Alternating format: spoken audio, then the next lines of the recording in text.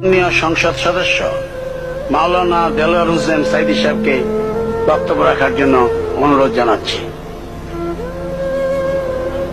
নাহমাদুহু ওয়া নুসাল্লি আলা রাসূলিহিল কারীম ওয়া আলা আলিহি ওয়া আসহাবিহি আজমাইন। আউযু বিল্লাহি মিনাশ শাইতানির রাজীম। বিসমিল্লাহির রহমানির রহিম। মাননীয় স্পিকার, আপনি এই মহান সংসদের স্পিকার হিসেবে নির্বাচিত হয় আমরা জাতীয় সংসদের পক্ষ থেকে আপনাকে অন্তরের অন্তঃস্থল থেকে মোবারকবাদ জানাচ্ছি। মাননীয় স্পিকার, আমি আজ এই সংসদে দাঁড়িয়ে ওই মহান আল্লাহ পাকের প্রশংসায় সেজদা অবনত হচ্ছি, যিনি 1 অক্টোবরের ব্যালট যুদ্ধের মাধ্যমে সুদীর্ঘ 5 বছরের দুঃশাসন, সীমাহীন দুর্নীতি, ইসলাম বিরোধী কর্মকাণ্ড, দেশব্যাপী ভয়াবহ সন্ত্রাসের মোকাবেলায় 4 দলীয় ঐক্য জোটের মহা বিজয় দান করেছেন এবং যার ফলশ্রুতিতে আজকে আমরা এই মহান সংসদে দাঁড়িয়ে কথা বলার সুযোগ লাভ করেছি। মাননীয় স্পিকার, আপনার মাধ্যমে আমি আমার অন্তরের অন্তঃস্থল থেকে দেশবাসীকে ধন্যবাদ জানাই।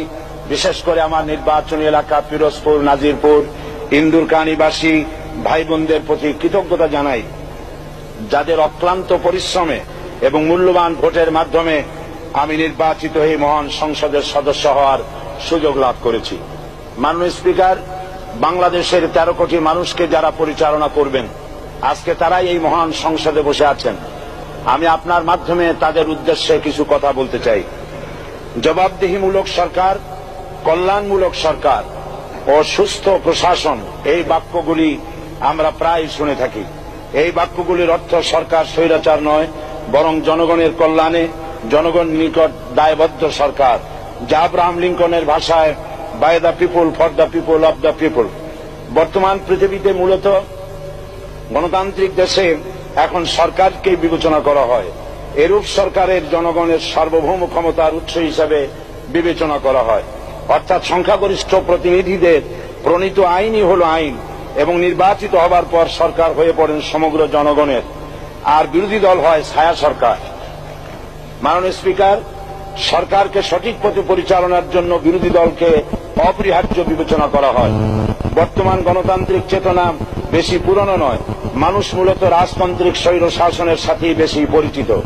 বস্তুত বর্তমান পৃথিবীতে গণতান্ত্রিক শাসন ব্যবস্থায় জবাবদিহিমূলক, কল্যাণমূলক, স্বচ্ছ প্রশাসনের যে কথাবার্তা আমরা শুনতে পাই, এর প্রথম উপস্থাপক হলেন বিশ্বনবী হযরত মুহাম্মদ রাসূলুল্লাহ সাল্লাল্লাহু আলাইহি ওয়াসাল্লাম। বর্তমান গণতান্ত্রিক ব্যবস্থাপনার সাথে ইসলামের মূল পার্থক্য হল সার্বভৌমত্বের ধারণা নিয়ে। ইসলামের দৃষ্টিতে সার্বভৌমত্বের মালিক জনগণ নয়, মালিক হলেন আল্লাহ রাব্বুল আলামিন। কিন্তু সরকার গঠন ও পরিচালনা জনগণের ইচ্ছার ভিত্তিতেই হতে হবে। জনগণের ইচ্ছার বিরুদ্ধে ক্ষমতায় থাকার অধিকার ইসলামের স্বীকৃত নয়। মাননীয় স্পিকার, সাধারণত লক্ষ্য করা যায় সরকার, সরকারি কর্মকর্তা, কর্মচারী বৃন্দ জনগণের উপর নানাভাবে জুলুম, নির্যাতন বা শোষণ করে থাকে।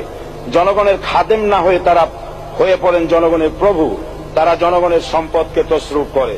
এই অবস্থা থেকে মুক্ত করার জন্য রাসূল করিম সাল্লাল্লাহু আলাইহি ওয়াসাল্লাম সরকারি কর্মকর্তা ও কর্মচারীদের মধ্যে তীব্র দায়িত্ব অনুভূতি জাগ্রত করে তিনি বলেন, ঘুষ দাতা ও গৃহীতা উভয় জাহান্নামী।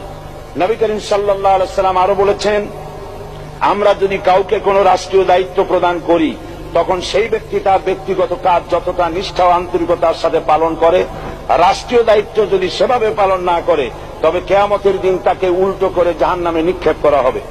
রাষ্ট্রীয় সম্পদ তসরুপের ব্যাপারে কঠোর হুঁশিয়ারি উচ্চারণ করে বিশ্বনবী মুহাম্মদ রাসূলুল্লাহ সাল্লাল্লাহু আলাইহি ওয়াসাল্লাম বলেছেন, রাষ্ট্রীয় দায়িত্ব পালনকারী কেউ যদি 1 টুকরা সুতা বা তার চেয়েও ক্ষুদ্র কোনো জিনিস খেয়ানত করে, তবে কিয়ামতের দিন খেয়ানতের বোঝা মাথায় করে তাকে উঠতে হবে। মাননীয় স্পিকার, আল্লাহ রসুল যে সরকার ব্যবস্থা প্রতিষ্ঠা করেছিলেন, তা সত্যিকার অর্থে ছিল জনকল্যাণমূলক সরকার। তার সরকারে দায়িত্ব পালনকারী ব্যক্তিবর্গের মধ্যে চরম দায়িত্ব অনুভূতি জাগ্রত করে দেওয়া হয়েছিল। এটা সম্ভব হয়েছিল কেবলমাত্র আখিরাতের তীব্র বিশ্বাস ও মহান আল্লাহর দরবারে জবাবদিহিতার অনুভূতির মাধ্যমে। মানুষের নিকট জবাবদিহিতা পাশ কাটিয়ে যাওয়া যায়, কিন্তু আল্লাহর নিকট জবাবদিহিতা পাশ কাটানোর কোনো সুযোগ নেই।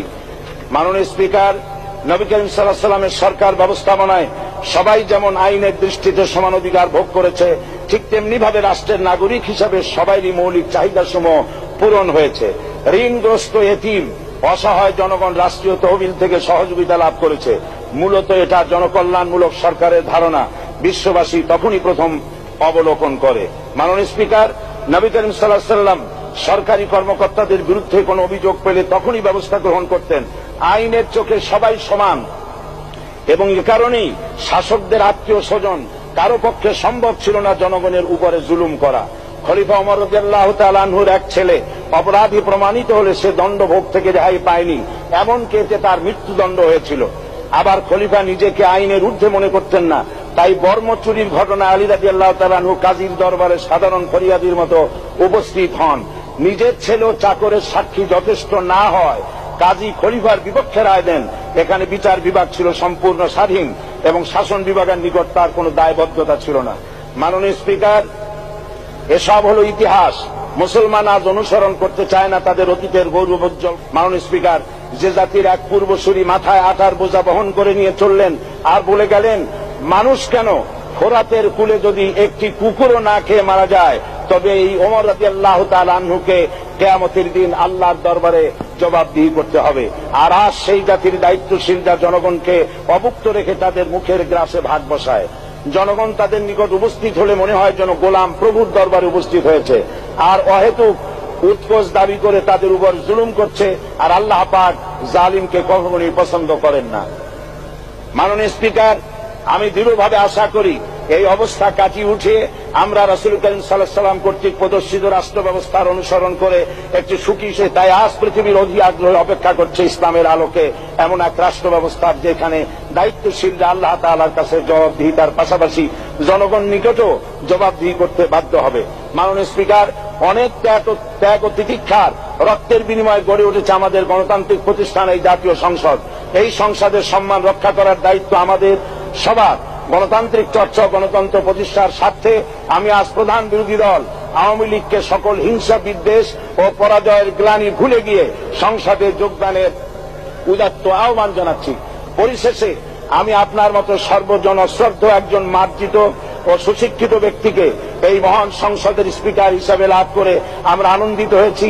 আমাদের সংবিধানের সংরক্ষণ, সমর্থন ও নিরাপত্তা বিধান এবং আপনার অভিভাবক সুলভ নিরপেক্ষ আচরণ ও সংসদকে ধন্য করবে বলে আমরা বিশ্বাস করি।